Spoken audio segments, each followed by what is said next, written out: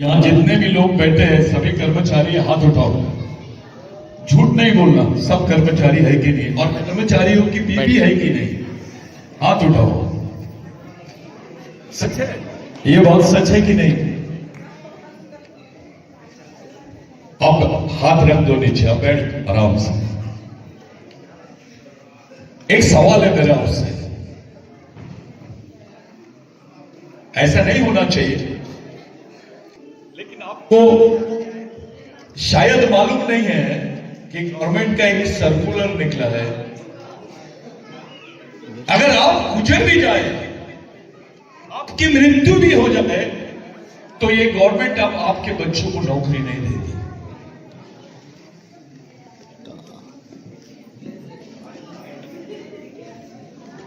अगर आपको कुछ हो भी जाएगा तो ये गवर्नमेंट आपके बच्चों को नौकरी नहीं देगी। थोड़ा शांत रहिए भैया, वो चाय तेरी इधर लेके ले जाओ थोड़ी देर के लिए। मैं आपसे पूछना चाहता हूं, अभी आरक्षण खत्म हो गया है, सब तरफ प्राइवेटाइज हो गए, यानी निजीकरण हो गया है। आरक्षण था आपको नौकरी मिली, आरक्षण था करके आप यहां पर नौकरी कर रहे हो, आरक्षण था करके आज अपने बच्चों को पढ़ा पा रहे हो। अब आरक्षण नहीं है, ये झूठ बोल रहे हैं आपको। आदिवासियों का आरक्षण पूरी तरह से खत्म कर दिया गया है। अब आपके बच्चों को आपके पति के मृत्यु के बाद में भी नौकरी नहीं मिलेगी, आपको नौकरी बिल्कुल नहीं मिलेगी, और आपके हक का जो आरक्षण था उसके तहत भी आपके बच्चों को नौकरी नहीं मिलेगी।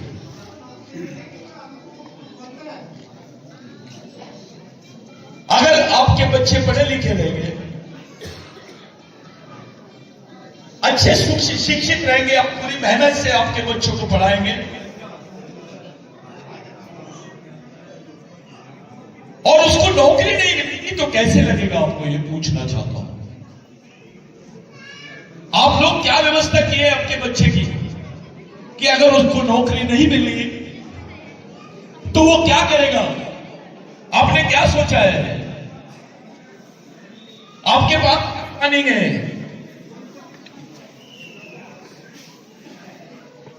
आप कैसे आपके बच्चों को नौकरी लगाएंगे, मेरे को बताइए। क्या कर रहे हो, पढ़ा के क्या कर रहे हो? अभी आपके पास लाइन क्या है? अगर रिजर्वेशन खत्म हो गया, यहां बहुत सारे कर्मचारी हैं, कई लोग यूनियन में काम करते हैं, कुछ लोग पढ़े लिखी महिलाएं भी हैं, आरक्षण खत्म हो गया तो अगली लड़ाई कौन सी लड़ोगे तुम बताओ? कौन सी लड़ाई लड़ोगे? आपका रिजर्वेशन अगर खत्म हो गया, आरक्षण खत्म हो गया, अगली लड़ाई क्या है तुम्हारी? तुम्हारे बाल बच्चों को जिंदा रखने की, बताइए। आपके पास कोई लड़ाई है? बताइए मेरे को, कोई बता सकता है? मैं सुनना चाहता हूं। आप ये बहुत अच्छी जिंदगी जी रहे हैं आप लोग, लेकिन इसकी कोई गारंटी नहीं है कि आपके बच्चे के हिस्से में ऐसी जिंदगी आएगी।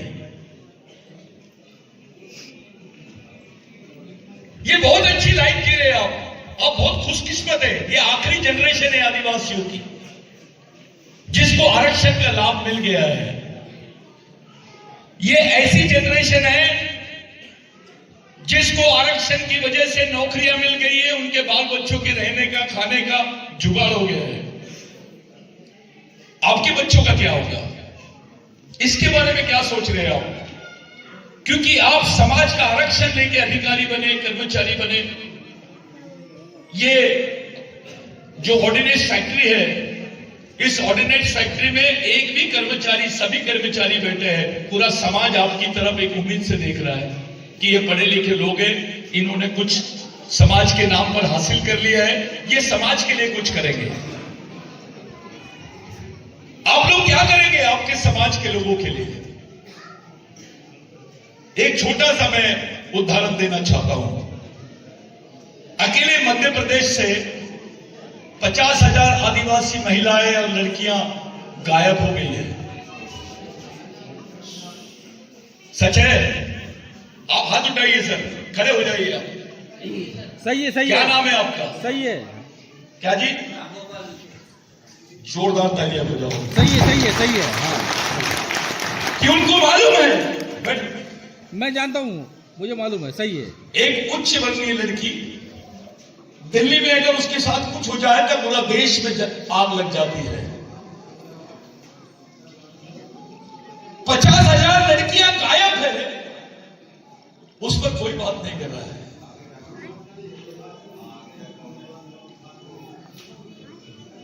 आदिवासी की लड़कियां गायब हो रही है। हाँ, सही है। मध्य प्रदेश से 50,000 लड़कियां गायब है। उनकी बॉडी नहीं मिली, उनका शरीर नहीं मिला, मर गए, मारा गया, कहां गए कोई खबर नहीं है। उनके परिवार वाले बिलख रहे हैं, इधर उधर जाके रो रहे हैं, कोई सुनवाई नहीं है उनकी। कल आपके बच्चे के साथ ऐसा हो गया तो क्या करोगे बताइए? क्या करोगे आप? अभी मैडम बहुत अच्छा भाषण कर रही थी, मैं पहली बार उनको सुना, मेरा कॉन्फिडेंस बढ़ गया कि हमारे समाज में कुछ लोग सोचना शुरू कर दिए और सोचना ही नहीं, बोलना भी शुरू कर दिए। आपको मालूम है, एक तरफ 50,000 उस प्रदेश में रहते हैं आप जहां 50,000 आदिवासी महिलाएं गायब हो गई है, बच्चे गायब हो गए, मानव तस्करी की गई, उनको मर्डर किया गया, उनकी किडनियां निकाल के फेंक दी गई, बेचा गया इंटरनेशनल मार्केट में, या उनके ब्लड का बिजनेस किया गया, या उनको दूसरे देश में बेच दिया गया, कुछ नहीं मालूम। चल ठीक है। दूसरी तरफ आपने देखा होगा कि मणिपुर की घटना में आदिवासी महिला को नंगा घुमाया गया सड़क पर। देखा है ना आप लोगों ने ये वीडियो? देखा है कि नहीं? सड़क पे घुमाया गया, पूरे देश ने उसको देखा, और वो महिलाओं को सड़क पे लेके गए और बंदूकों से मार दिया, गोलियों से मार दिया। आदिवासी महिला को, आदिवासी महिला। हाँ। उस देश में आप रहते हैं जहां पर आपका समाज सुरक्षित नहीं है, आपके लिए कोई आवाज नहीं उठा रहा है। इस देश की राष्ट्रपति आदिवासी है, मणिपुर की राज्यपाल आदिवासी थी अनुसुईया उइके। दोनों आदिवासी होने के बाद एक आदिवासी लड़कियों को नंगा घुमाया जाता है, बीच सड़क पे गोलियों से मारा जाता है। बचा नहीं पा रहा है। आपकी राष्ट्रपति आपको आदिवासी नहीं बोल रही है, अनुसूचित जनजाति बोलती है आपको। आपको आदिवासी बोल के पुकारा नहीं जा रहा है। कल आपके बच्चे की पहचान आदिवासी बोल के नहीं रहेगी, उसकी पहचान कोई जात के नाम पर डाल दिया जाएगी। कोई ताली नहीं बजाएगा, बिल्कुल ताली नहीं बजाना, बुरा नहीं मानना। मैं आपसे बात करने के लिए आया हूं। मेरे को मरकाम साहब ने बोले कि चलो इटारसी में सब कर्मचारी लोग हैं, आपको उनसे मिलाते हैं। किसी ने कोई प्रतिक्रिया नहीं दिया। राष्ट्रपति से बड़ा कोई पद है क्या देश में? आप कौन सी पॉलिटिक्स करना चाहते हैं? आप कौन सा पद चाहिए? तुम्हारी आदिवासी महिला राष्ट्रपति होने के बावजूद भी आदिवासी महिलाओं पे बात नहीं करती है। इससे ज्यादा शर्मनाक बात कुछ नहीं हो सकती है। और तुम्हारे नेता तो गांडू है, उनको पार्टियों की बहुत चिंता है, समाज की चिंता नहीं है। आज ऐसे समय जब आपको कोई मानता नहीं है, आपको कोई सुन नहीं रहा है, तब आप लोगों ने 150 साल बिरसा मुंडा को याद कर रहे हैं। किसी ने पूछा आपसे, कौन है बिरसा मुंडा? क्या किया उसने आपके लिए? उसको भगवान क्यों बोलते हैं आप लोग? क्या रिश्ता है आपका उसके साथ? क्या बताओगे आप? ये जो आपके पास जमीन के पट्टे हैं,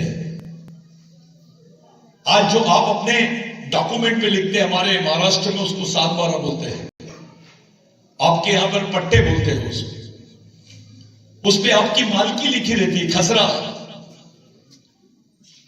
ये जो जमीन पर आपका नाम आया, जो मालिक बने आप, बिरसा मुंडा की वजह से बने हैं। फिर मैंने बोला था, आदत बदलो अपने।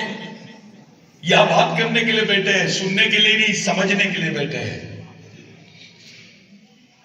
1898 में बिरसा मुंडा के संघर्ष में 27,000 लोग मारे गए। सेकेंड वर्ल्ड वॉर में लोग नहीं मरे थे इतने, बिरसा मुंडा के संघर्ष में लोग मरे। 5 साल के बच्चे से लेकर 80 साल का बूढ़ा भी मरा है। भारत में अभी महिलाओं को पुलिस में भर्ती कर रहे हैं। उस वक्त बिरसा मुंडा के साथ महिलाएं तीर कमटा लेके लड़ रही थी। जिनके पेट में रोटी नहीं थी, बदन पे कपड़े नहीं थे, वो लोग लड़ रहे थे आपके लिए, मेरे लिए। उस लड़ाई की वजह से अंग्रेज सरकार घबरा गई, ब्रिटेन में जाके रूल बनाए, जिसको भूमि संपादन अधिनियम बोलते हैं, लैंड एक्विजिशन एक्ट बोलते हैं उसको। उसमें लिखा हुआ था कि आदिवासी की जमीन गैर आदिवासी आदमी नहीं ले सकता है, और गैर आदिवासी तो क्या, सरकार भी नहीं ले सकती है। अगर वो कानून नहीं होता तो तुम्हारे पास 1 एकड़, 2 एकड़, 4 एकड़, 5 एकड़ जमीन नहीं होती। उस वक्त देश आजाद नहीं हुआ था। उस कानून के भरोसे आपके पास जमीन बनी, आप जमीन के मालिक बने। पहले आपको भूमिधारी लिखते थे, उसको बोलते भूमि धारक। बिरसा मुंडा के आंदोलन ने इस देश के प्रत्येक नागरिक को भू मालक बनाया है, आपको मालक बनाया इस जमीन का।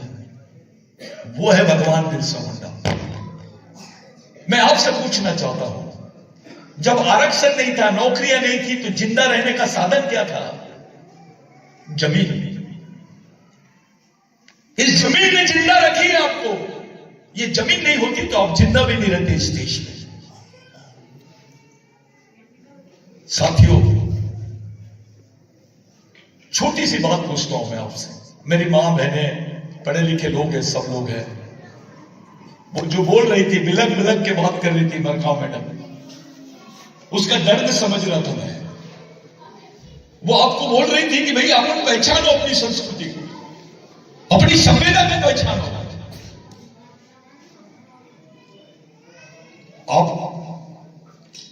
मैं आपसे पूछना चाहता हूं, ऐसे भगवान का नाम बताओ जिसने आपको जमीन दिया हो। बताइए कौन सा भगवान है जिसने आपको जमीन दिया है? कोई भगवान है? अगर जमीन नहीं होती तो तुम्हारे क्या हाल होते, थोड़ा इस पर बात करो। आपके बदन में कपड़े होते, आपके बाल बच्चे खुशी से खा सकते थे, आप नौकरी करने आते। इससे बड़ी बात बताता हूं आपको, बिरसा मुंडा का संघर्ष एक संघर्ष नहीं, उसको दूसरे तरीके से देखते हैं। भगवान टंटे भील को देखते हैं उसमें। भगवान टंटे भील यही आपके बैतूल इतना से उनका कार्य क्षेत्र था, खंडवा तक। वो कौन सी लड़ाई लड़ रहे थे टंटे भील, जानोगे? चलो इसको सुन लेते हैं। बहुत प्यारा गाना वो गा रहे।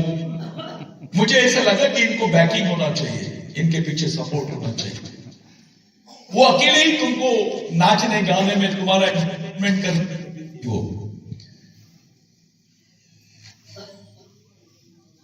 ऐसे बच्चे हजारों की संख्या में समाज में, जिनका कोई वाले नहीं है। टंटे जिसके मैं जिक्र कर रहा हूं, समझ लो। पहले कौन भील को, कोरकू को, मुन्ना को, किसी भी आदिवासी महिला को ब्लाउज पहनने की परमिशन नहीं थी। ब्लाउज पहनने में टैक्स लगता था आदिवासियों को। तुमको क्रिमिनल ट्राइब बोलते थे, तुमको गुनेगार जमात बोलते थे, गुनेगार जमात। पैदा होते से आदमी क्रिमिनल हो जाता था, पैदा होते से। वो बच्चे का कोई गुनाह नहीं। जब आदिवासी को शहर में मारते थे,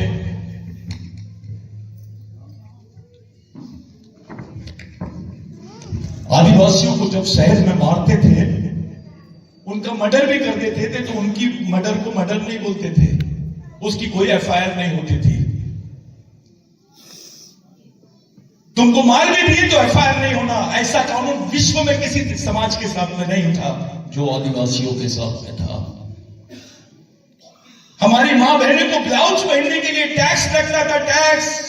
वो लड़ाई लड़ा है बिरसा मुंडा ने, वो लड़ाई टंडे बिल ने लड़ा है, वो बाबूराव शेरमाके ने लड़ा है।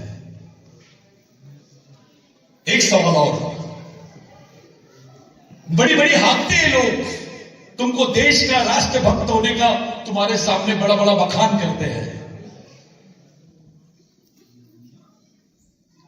ऐसी कौन बता दो जिसके पूरे स्वतंत्र सेनानियों को तोप से उड़ा दिए, फांसी की सजा दे दिए, उनको फांसी के तख्ते में लटका दिए, सिर्फ और सिर्फ आदिवासी लोग हैं। कोई दूसरा समाज बताइए, टंडे भील फांसी पे लटका दिए, बाबूराव शेरमाके उसको भी फांसी पे लटका दिए, शंकर शाह रघुनाथ शाह उसको तोप पर बांधकर उनको उड़ा दिए। जिसकी आज जयंती मना रहे, उसकी मौत का मैं आपको किस्सा सुनाता हूं। जिसकी आप जयंती मना रहे हैं, आप बकरा काटते हो ना, बकरा, उसके बाद में उसकी चमड़ी निकालते हैं। बिरसा मुंडा देश का पहला आदमी है, गांधी से पहले किसी क्रांतिकारी ने ये बात नहीं पूछा अंग्रेजों से, who are you to collect revenue from us, since we are the indigenous and aboriginal people of this land, we are the owner of this land, हम इस जमीन के मालिक हैं, तुम कौन होते हो हमसे टैक्स लेने वाले? ये पहला लेटर लिखने वाले आदमी का नाम है बिरसा मुंडा। उस वक्त 8th क्लास यानी मैट्रिक होता था। वो अंग्रेजी की ड्राफ्टिंग आज भी है ब्रिटेन में, वो लाइब्रेरी में है। देश के सब लोग उसके बारे में बात नहीं करते हैं। वो आदमी का नाम है बिरसा मुंडा। जब उसको बोला गया कि तू लिख के दे दे, इस रिकॉर्ड पे लिख के दे दे कि तू इस देश का मालिक नहीं है, तेरी फांसी की सजा माफ कर देंगे, बिरसा मुंडा नहीं माना। रात भर उसको तड़पाते रहे, पॉइजन दिए उसको, उसकी चमड़ी निकालते रहे। सुनो, हेलो, इधर देख, रात भर उसकी चमड़ी निकालते रहे, खून से लथपथ हो गया था वो, फिर भी साइन नहीं किया और बोलते बोलते मर गया। मैं आदिवासी था, मैं आदिवासी हूं और आदिवासी ही रहूंगा। मेरे खून का कतरा कतरा मेरी कौम के काम आएगा। कोई ताली मत बजाओ। ऐसा कौन सा आदमी लिख सकता है 24 साल की उम्र में? 24 साल की उम्र, जब मुझ की कौम नहीं फूटती, 24 साल की उम्र में लड़के जीन्स टी शर्ट पहन के सोचते रहते, व्हाट्सएप और फेसबुक में खेलते रहते, उसने तुम्हारी मेरी जिंदगी की लड़ाई लड़ ली। चलो एक भगवान का नाम बताओ जिसने तुम्हारे लिए लड़ा होगा। ऐसे भगवान का नाम बताओ जिसकी चमड़ी निकाले होगे तुम्हारे लिए। ये वो भगवान है जिसने तुम्हारी मां बहनों को कपड़े पहनाए, इन्होंने स्वाभिमान से जीने का हक दिया हमको, हमारे हिस्से में जमीन लाई। ए बच्चे, आपके हिस्से में जमीन आई। मैं आपसे पूछना चाहता हूं, आपके जीवन में ऐसा आदमी बताइए जिसने इतना बड़ा आपके लिए त्याग किया होगा। आपका बेटा कर सकता है आपके लिए, आपका भाई कर सकता है, और आपके समाज के नेता कर सकते हैं आपके लिए जो इन्होंने किए। जब भी मैडम ने बोली कि हम राजा थे, हमने सोने के सिक्के चलाए, वो छोड़ दो यार। यहां से 80 किलोमीटर 90 110 किलोमीटर पे मेलघाट है। वहां पे आदिवासी इसलिए मर रहे हैं क्योंकि उनको खाने को नहीं मिल रहा है। भूख से मर रहे हैं, कुत्ता भूख से नहीं मिलता लेकिन मरता, लेकिन आदिवासी मर रहा है। ऐसी हालत आपके समाज की क्यों है? क्या है आपके पास? ऐसी पूरी व्यवस्था तुम्हारे खिलाफ में क्यों खड़ी हो गई है? 13-13 साल की लड़कियों के हाथ में किताब होना चाहिए था तो बंदूक दिखाई दे रही है। अभी फेसबुक पे देखे होंगे, व्हाट्सएप पे आ रहा है कि एक लड़की, आदिवासी लड़की बेचारी चप्पल पहनी है और उसके हाथ में AK-47 देके उसको सरेंडर करने लेके जा रहे हैं नक्सलवादी बोलकर। जिस बच्चे के हाथ में किताब आई होनी चाहिए थी, उसके हाथ में हथियार कैसे आए? ये कौन सा नेता बात कर रहा है इस पर? डरते हैं, समाज की वास्तविकता में बात करने से डरते हैं, सच बोलने से डर रहे हैं हमारे लोग। मैं आपसे पूछना चाहता हूं भाइयों, ठीक है आप तो यहां पर एंजॉय कर रहे हैं, मैं ऐसे क्षेत्रों में घूमता हूं जिनको 2 दिन के बाद में खाना मिलता है। मेरी नजर में समाज के पढ़े लिखे कर्मचारी, अधिकारी लोग समाज से सबसे बड़े गद्दार हैं। बुरा नहीं मानना आप। अगर यही पढ़ा लिखा वर्ग ईमानदार होता और इसी ने समाज के नींव रख दिया रहता तो आज हमारे आने वाली पीढ़ी के लिए कोई रास्ता बनता। एक मुस्लिम भाई अपने बच्चे को 4 साल की उम्र से मदरसा लेके जाता है,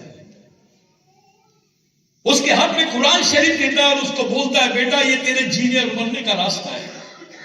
उनके मस्जिदें चलती है, उनके स्कूल चलते हैं, उनके कॉलेजेस चलते हैं, उस समाज के लिए जीने मरने वाले लोग हैं। इसलिए इस देश में उनका अस्तित्व है, उनको तो आरक्षण भी नहीं है। एक बौद्ध भाई जिनको अछूत लोग बोलते थे पहले, डॉक्टर बाबा साहब अंबेडकर के विचारों की प्रेरणा लेकर वो इस लायक बन गए कि आज देश के हुक्मरानों को चैलेंज करते हैं। उनके बौद्ध विहार चलते हैं, कॉलेजेस चलते हैं, स्कूल चलते हैं, उनके लोग भिक्खू बन के समाज के लिए काम करते हैं। वो भी अपने बच्चे के हाथ में डॉक्टर बाबा साहब अंबेडकर का ग्रंथ देते हैं, बुद्धा और उसका धम्म। डॉक्टर अंबेडकर की विचारधारा और बुद्ध धम्म का उसको उसके हाथ में वो देते हैं और संविधान देते हैं उसके हाथ में। इसलिए इस देश में उनका अस्तित्व है। ब्राह्मण भाई अपने बच्चों को 4 साल से वो लोग आरएसएस की शाखा में भेजते हैं। वो जज भी रहेगा तो चड्डी पहन के जाता है शाखा में। वो अपने बच्चे को रामायण देते हैं, महाभारत देते हैं, वेद देते हैं, उनको बताते हैं। आज पूरे मंदिरों में जो पंडित बैठे हैं उनके बच्चे फॉरेन में पढ़ रहे हैं। मंदिरों की ऐसी हालत है कि हनुमान जी से ज्यादा गोरा दिखता है पंडित, क्योंकि जो उसको लड्डू मिलते हैं, जो उसको मेवा मिलता है, वो हनुमान जी नहीं खाता है, वो ही खाता है। हंसने की बात नहीं है, व्यवस्था बता रहा हूं। उनके पास भी एक व्यवस्था है, इसलिए देश में उनकी आज हुकूमत है।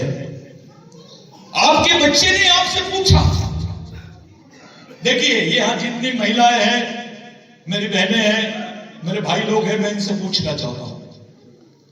आपके बच्चे ने आपको खड़ा होकर पूछा कि इस देश में मैं कौन हूं, मेरा इतिहास क्या है, मेरे दोस्त कौन है, मेरे दुश्मन कौन से, मेरे को कौन से मार्ग से जाना चाहिए, कौन सी किताब दोगे उसके हाथ में आप?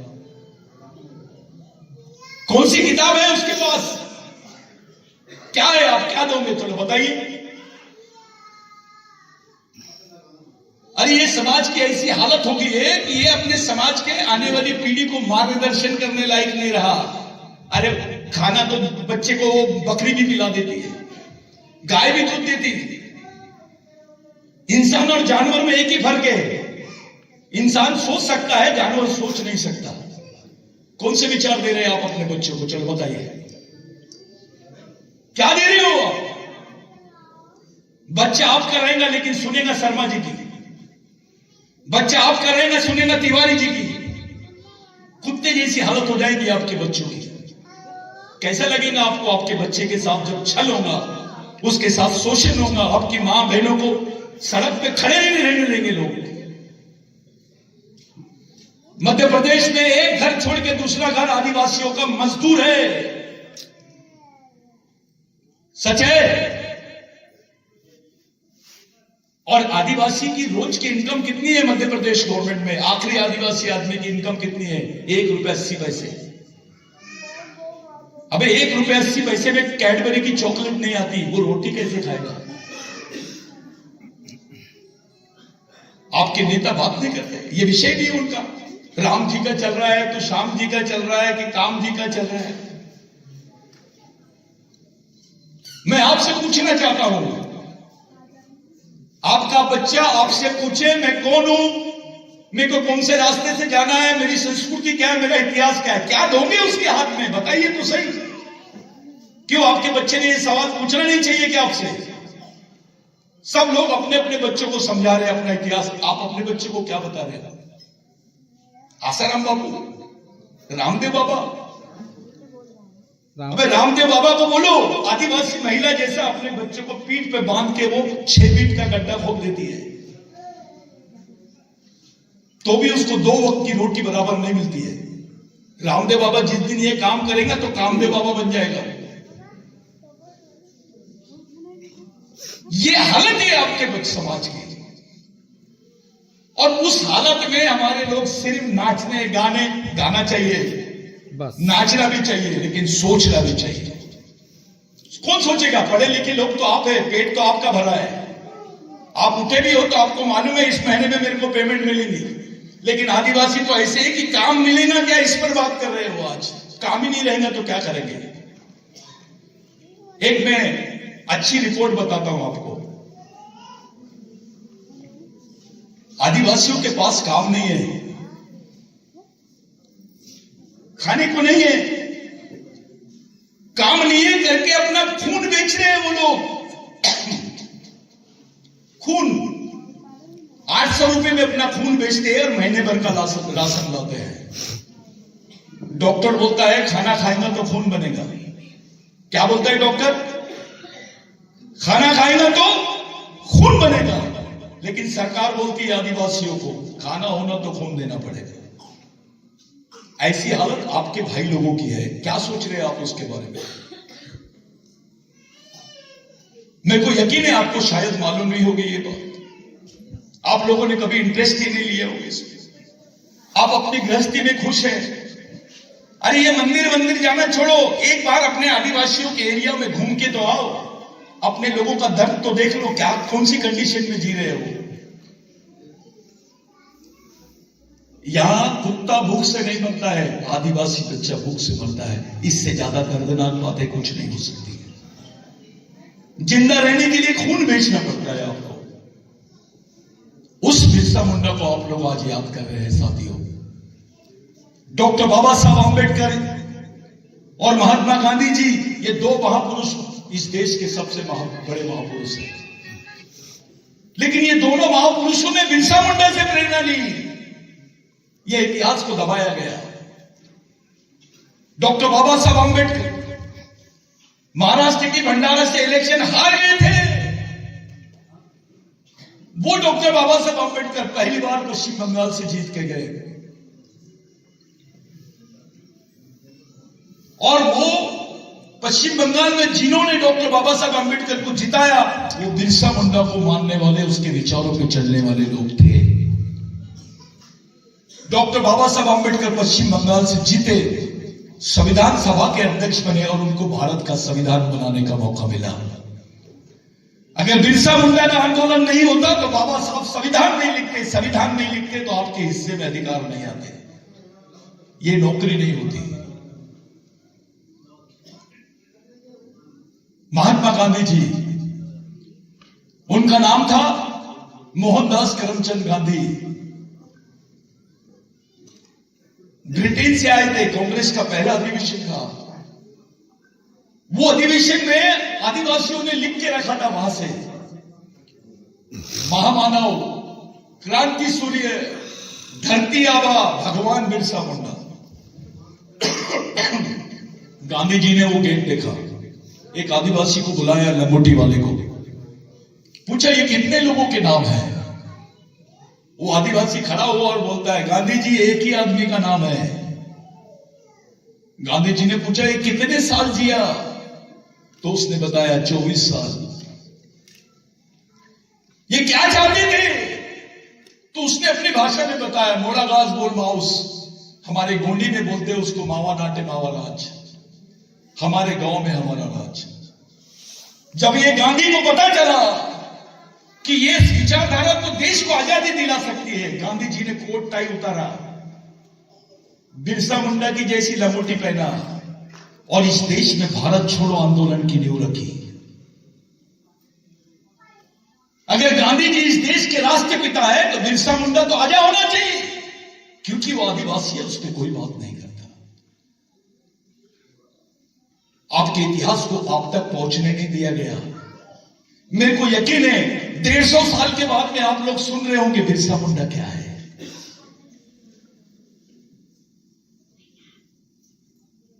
ये दोनों आदिवासी की शादी हो, मुंडा, ये भील हो, कोरकू हो, गोंड हो, प्रधान हो, कोई भी हो, उसके घर के सामने क्या बात लगाते हैं, मुंडा बोलते हैं, उसी की पूजा करते हैं। ये संस्कृति का एक बहुत बड़ा ये है। साथियों, बिरसा मुंडा की जो बात है उसको समझने के लिए आपको बहुत बारीकी से सोचना पड़ता है। इस इतिहास को दबाया गया है। सब लोग हंसते थे कि आदिवासी लोग महुए की दारू इसलिए दारू पीते हैं करके महुए की झाड़ की पूजा करते हैं। आदिवासी लोग महुए की दारू पीते हैं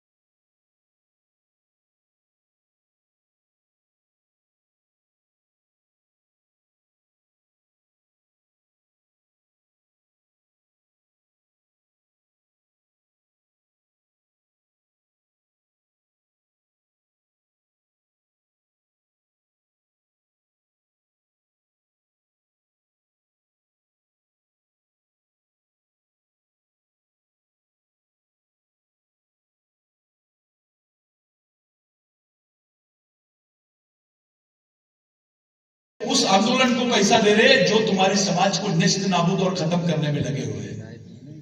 ये गद्दारी, सामाजिक गद्दारी करने वाले लोगों के बारे में आप नहीं सोच रहे, लेकिन एक आध आदमी हमारे में से ऐसा होता है दारू नहीं पीना, और वही अधिकारी मंदिर में जाता है, पंडित के पैर पड़ता है, उसको 500 का नोट देता है, और उधर जाता है पेटी के पास, उसको 1000 देता है, और जब उसके सामने कोई नंगा भूखा आदिवासी आता है, बोलता है साहब जय सेवा, ऐसे आदमी का कोई वैल्यू है? जिसमें सामाजिक संवेदना नहीं है, ऐसा आदमी अपने लिए मरा हुआ है, वो कितना भी बड़ा अधिकारी रहे। जिसमें सामाजिक संवेदना है, मजदूर क्यों नहीं रहता, वो समाज के काम का है, ऐसा आदमी मरा हुआ है। जिंदे आदमी से समाज बनता है, मरे हुए आदमी समाज का हिस्सा नहीं हो सकते। आप अपने बाल बच्चों के बारे में सोचो, इस बात की गंभीरता को समझो कि आप किसको याद कर रहे हो। ये क्या है? आपने कई भगवानों की कथा सुने होंगे, इसकी सच्चाई मैंने आपके सामने रखा। चलो एक की तुलना करो उसके साथ, जिसने तुम्हारे समाज के लिए इतना बड़ा त्याग किया हो। बताओ, आपने जिसको देखा नहीं उसके गुणगान करते हो। अरे जिसने तो पूरी सच्चाई है। मैं इंजीनियर था, मैं भी डिप्टी एग्जीक्यूटिव इंजीनियर था, मैं महाराष्ट्र स्टेट इलेक्ट्रिसिटी बोर्ड में था। मैं स्टूडेंट था तब इधर आता था, मैं यहां पर भी मैं एक बार आके गया हूं। मेरे को लोग हंसते थे, मैं बैग लटका के आता था, तो मेरे को बोलते थे ये पागल हो गया है सतीश पहला, ये बिरसा मुंडा करता है। मैंने 2001 में अपनी जॉब छोड़ी, मैं क्लास 1 ऑफिसर था। हमने शादी वादी सब छोड़े, मेरे साथ में भी लोग हैं ऐसे शादी नहीं किए, घर बार छोड़ दिए। 25 साल तक एक ही काम किए कि जो अपने शहीद है उनको जमीन तक पहुंचाए, समाज तक पहुंचाए। आज लोग पहचानने लगे बिरसा मुंडा कौन है, टंटा भिल कौन है। सरकार मजबूर हो गई नाम लेने के लिए। आज देश का कोई भी ऐसा स्टेट नहीं है, कोई आदिवासी नहीं है जो नहीं जानता होगा बिरसा मुंडा कौन है, टंटा भिल कौन है, बाबूराव शेरवाके कौन है। इन महापुरुषों के इतिहास को वहां तक पहुंचाए, वो समाधान है। लोग बोलते हैं कि तुमने पागलपना किए, पूरा लाइफ इसमें गुजार दिए, समाधान है। आज इस देश के 19 स्टेट्स में ये जो टोपी देख रहे हैं आप, ये टोपीधारी लोग और जो ब्रेन से काम कर रहे हैं, आपके जैसे ऑफिसर्स लोग हैं, कर्मचारी, कोई कलेक्टर है, कोई कमिश्नर है, सब काम कर रहे हैं।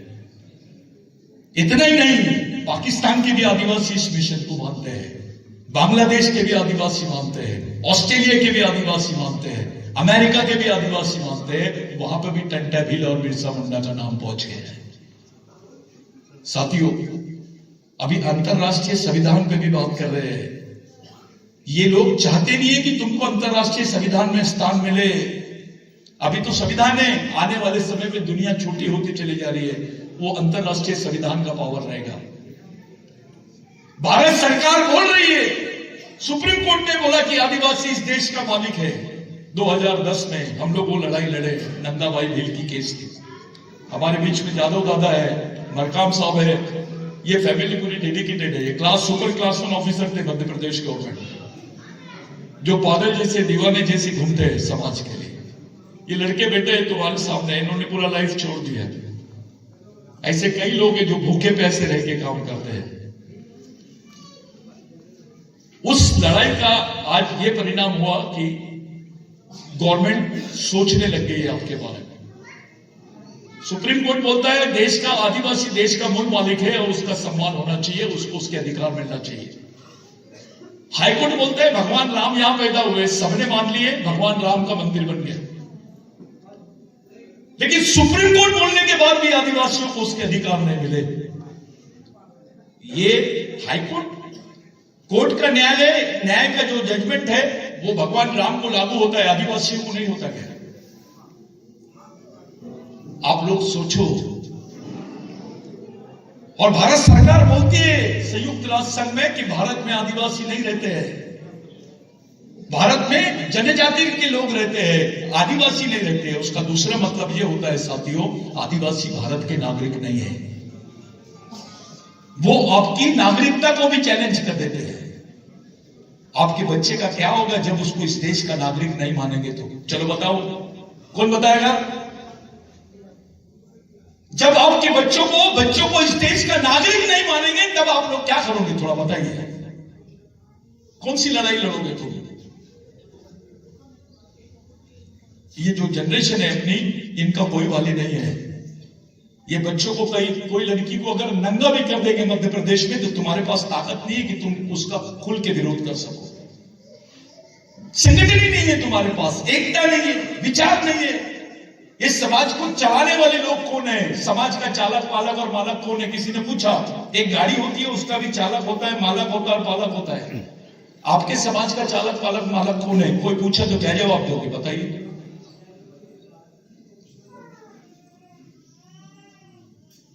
किसी दिन और आपके बीच में मैं आऊंगा। मैं बैतूल में भी एक प्रोग्राम है, मेरे को सवेरे से ये लोग सिर्फ प्रोग्राम में घुमा रहे हैं। मरकाम साहब इधर ले जा रहे, उधर ले जा रहे, एक दिन में 5-5, 6-6 प्रोग्राम।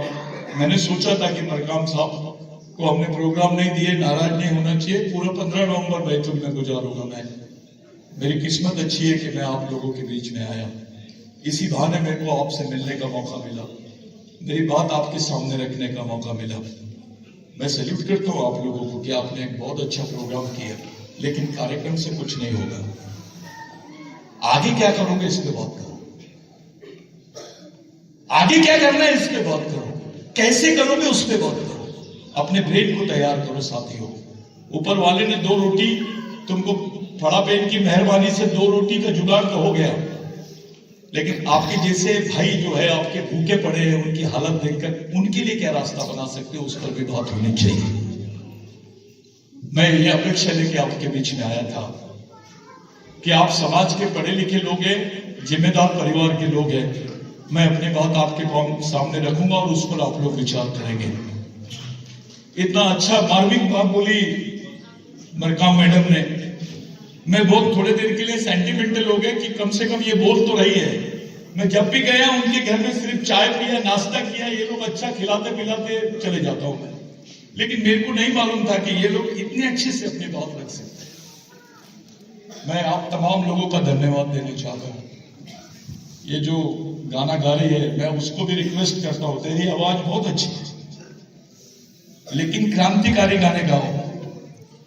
ये इनको नचाना नहीं, इनको खौलाना।